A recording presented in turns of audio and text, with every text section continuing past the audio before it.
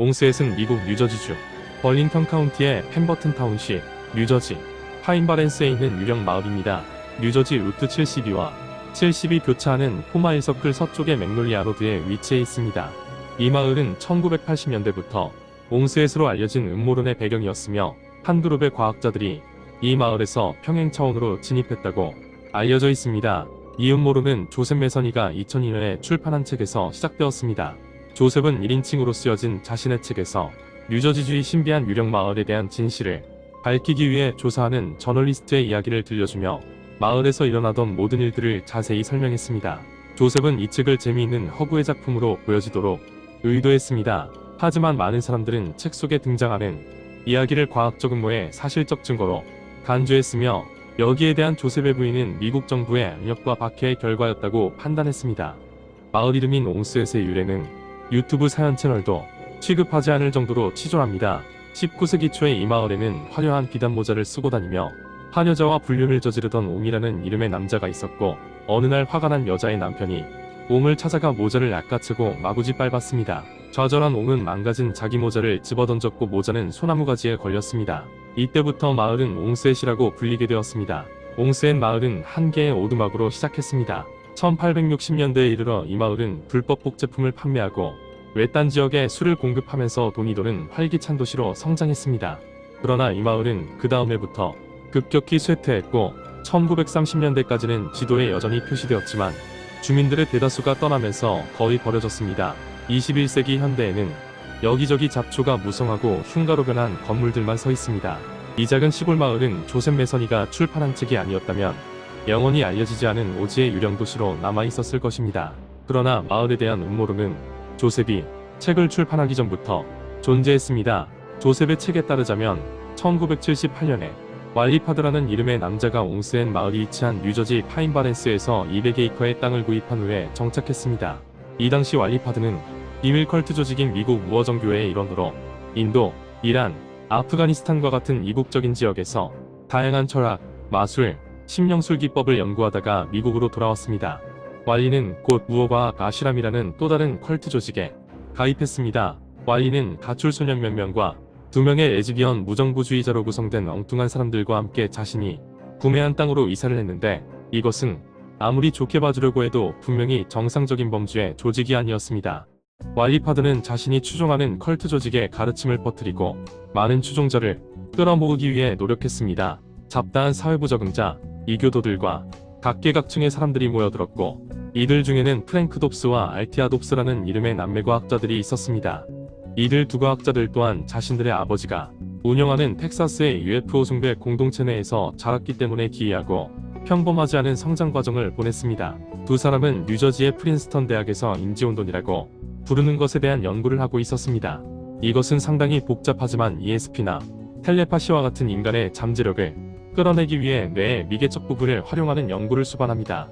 이들의 연구는 인간 신체 스스로의 자연적인 질병 치료, 인간 신체가 가진 각종 자율 기능의 의식적 제어와 신체 노화 과정의 의식적인 정지까지 광범위했지만, 동료 과학자들은 이들의 연구에 가차없는 비판을 해댔고, 대학 당국은 남매 과학자들의 연구를 선동적인 넌센스라고 부르며 연구실에서 쫓아냈습니다.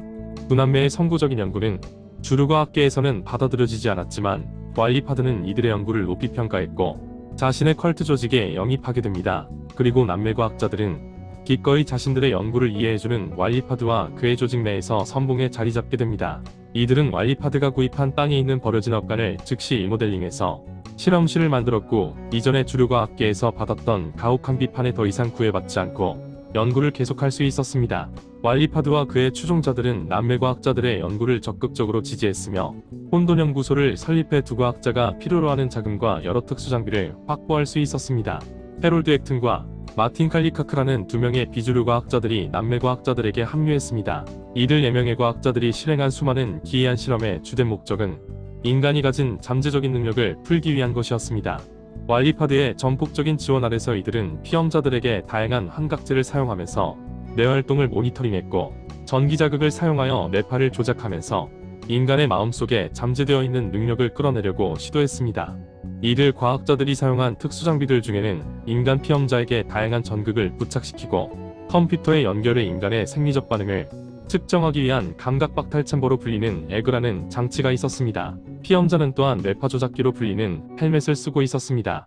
에그 챔버는 실험이 지속되면서 수정되고 보강 제작되었으며 3세대 버전이 제작되었을 무렵에는 자율 신체 기능의 의식적인 제어와 신체 내부로부터 열 발산, 자체 치유 능력, 질병 완화 같은 다양한 인간 능력을 끌어내는데 약간의 진전을 보여주었습니다.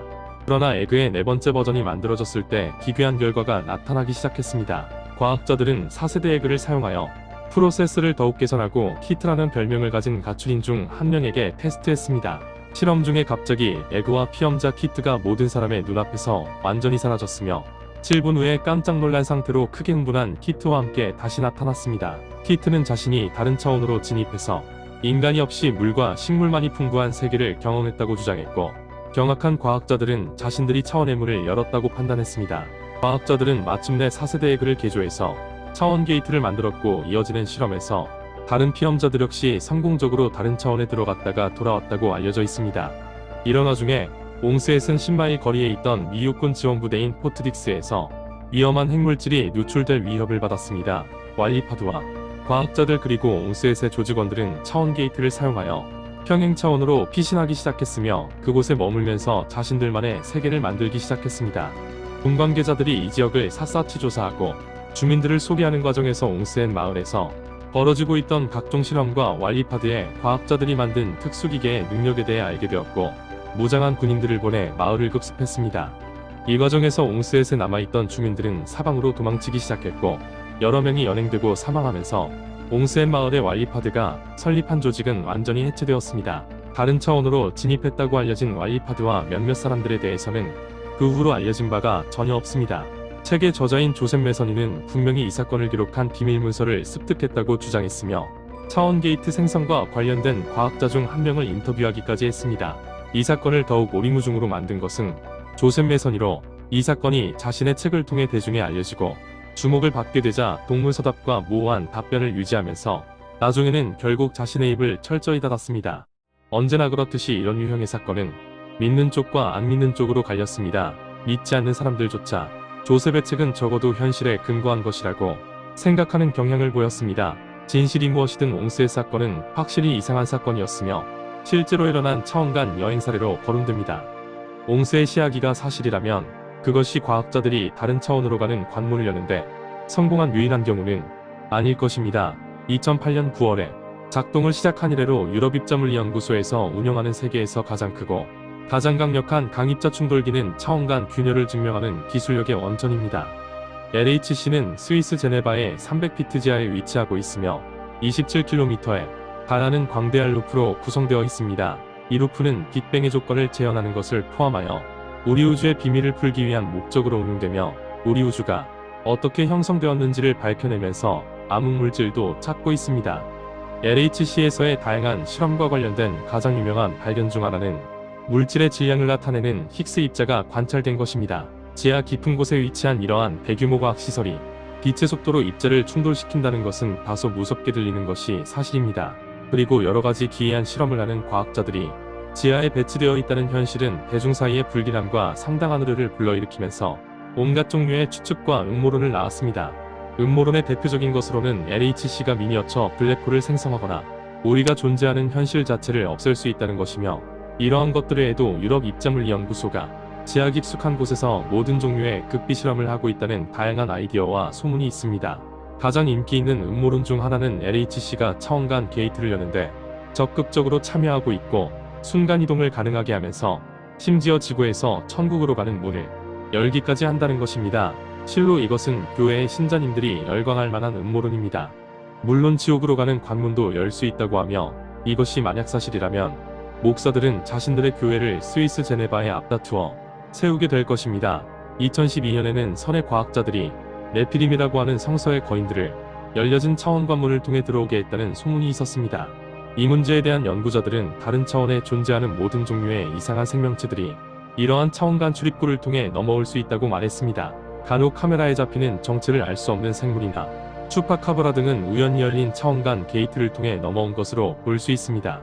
LHC가 다른 차원의 문을 연다는 추측을 심화시킨 사람은 작가이자 과학자인 스티븐 퀘일입니다. 그는 차원 게이트를 통해 실제로 악마, 천사, 파충류, 야수 그리고 기타 우리가 상상할 수 없는 모든 것이 들어올 수 있다고 주장했습니다. 스티브는 신의 역할을 하면서 신의 입자를 찾는 과학자들은 지옥의 문을 열 수 있으며 그들이 기대했던 것보다 더 많은 것을 발견하게 될 것이며 인간의 살을 맛보고 인류를 파괴할 다른 차원의 존재를 불러들일 것이라고 말했습니다. 과학자들과 우리 인류는 다른 차원에서 오게 될 초자연적 존재와 이들이 가진 능력에 대해 이해하지 못하며 통제하지 못할 판도라의 상자가 열릴 것이라고 예측했습니다. 스티븐의 이런 추측은 극단적인 면이 있는 것은 사실이지만 어느 정도 비슷한 상황이 이미 발생하고 있다는 다수의 목격담이 존재합니다. 수년에 걸쳐 선 상공에서는 다양하고 기이한 것들이 사진이나 동영상으로 촬영되었습니다. 이러한 자료에는 UFO, 기이한 형태의 소용돌이, 설명되지 않는 공중현상이 포함되어 있으며 2015년 12월에 일부 관광객들은 하늘에서 차원간 포털이나 보텍스로 추정되는 것이 나타났다가 원형의 미확인 물체가 진입하자마자 사라지는 것을 촬영했습니다. 2016년 5월에 촬영된 또 다른 유사한 비디오는 선의 정전 직후에 상공에 나타난 일종의 포털을 보여주는데 관계자들은 야생족제비가 민감한 기계에 침입해서 정전이 발생한 사건이라고 주장했습니다. 이때 이들은 지하시설의 정전과 하늘에서 발생한 현상이 어떤 관계가 있는지는 설명하지 않았습니다. 선에서 목격되는 수많은 변칙적 사건이 정전과 동시에 발생하는 점은 매우 흥미롭습니다. 2009년에도 선에서는 정전이 발생했습니다. 러시아의 한 보고서에 따르면 이때 지구의 자기장을 교란하고 공간과 시간을 왜곡했고 시간의 파도가 승객 170명과 함께 수천 마일 떨어진 볼리비아에 착륙하려던 에어버스 여객기를 감싼 후에 카나리아 제도로 순간이동시켰습니다. 여객기 순간이동은 믿기 힘든 상황이지만 선은 이때 발생한 정전은 새가 물고 있던 빵 조각이 지상에 설치된 민감한 장치에 떨어지면서 발생했다고 설명을 했습니다. 음모론자들은 깊은 지하에 자리 잡은 첨단 과학 시설이 족제비나 새와 빵 등을 모두 차단할 수 있기를 바랄 뿐이라고 말하고 있습니다. 최근 몇 년 동안 선이 수행한 야심찬 프로젝트에 뒤이어 또 다른 프로젝트가 등장했고 이 프로젝트는 이미 상당한 양의 음모론을 이끌어냈습니다. 선이 어웨이크라고 부르는 프로젝트로 양성잡임에 의해 구동되는 플라즈마 웨이크 필드를 통해 초화전 입자를 가속하는 것을 목표로 합니다.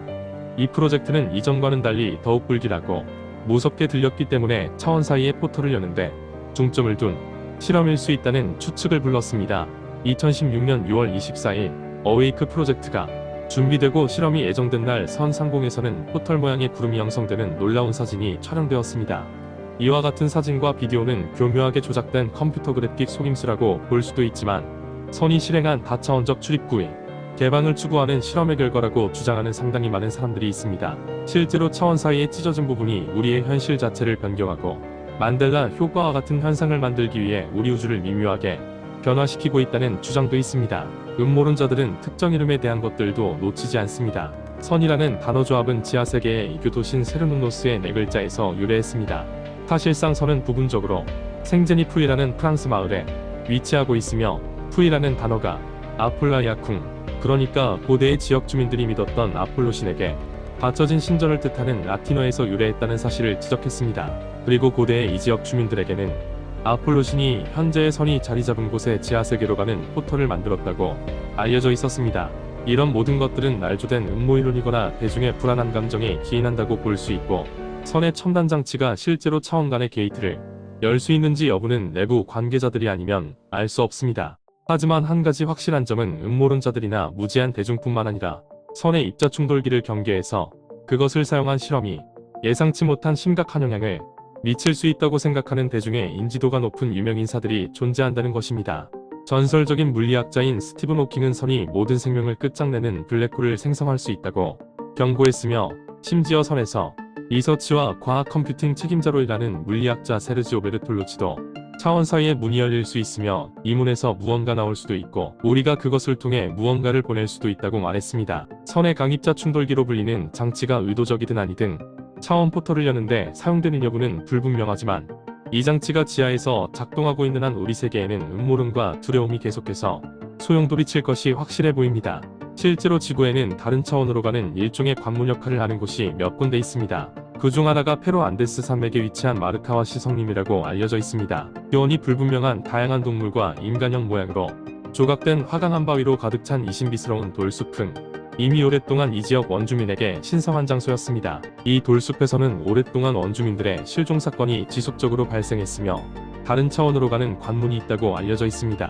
이 지역에서 현대에 발생한 다른 차원 진입 사건은 라울 리오스 센테노 박사가 진료했던 신체 반쪽에 신경이 손상된 여성에 대한 진료 기록으로 잘 알려져 있습니다. 놀랍게도 페루에는 다른 차원으로 가는 관문이라고 하는 또 다른 곳이 있습니다. 후에르타데 아유마르카 또는 신들의 문이라고 불리며 리마에서 남동쪽으로 약 800마일 떨어진 곳에 위치한 이곳은 어딘가로 통하는 출입구로 보입니다.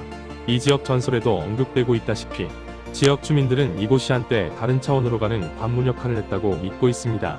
고대 잉카인들에 따르면 성직자는 차원 게이트를 활성화시킬 수 있는 황금으로 만든 원반 형태의 장치를 가지고 있었다고 합니다. 이 게이트는 신과의 직접적인 연결고리로 여겨졌으며 잉카의 사제들뿐만 아니라 반대편 차원에 있는 모든 존재들이 서로 간에 왕래할 수 있었다고 알려졌습니다. 흥미롭게도 고고학자들은 실제로 원반 모양의 물체를 삽입하기 위한 것으로 보이는 단단한 돌에서 움푹 들어간 곳을 발견했고 후에르타데 아유마르카는 진짜 스타게이트라는 적절한 별명을 얻었습니다. 다른 차원의 존재 여부와 차원 게이트 형성이 가능한지는 확실하지 않지만 우리가 살고 있는 세계조차도 전부 알지 못합니다. 이런 점을 염두에 두고 우리의 생각과 의식을 끊임없이 확장시켜야 합니다.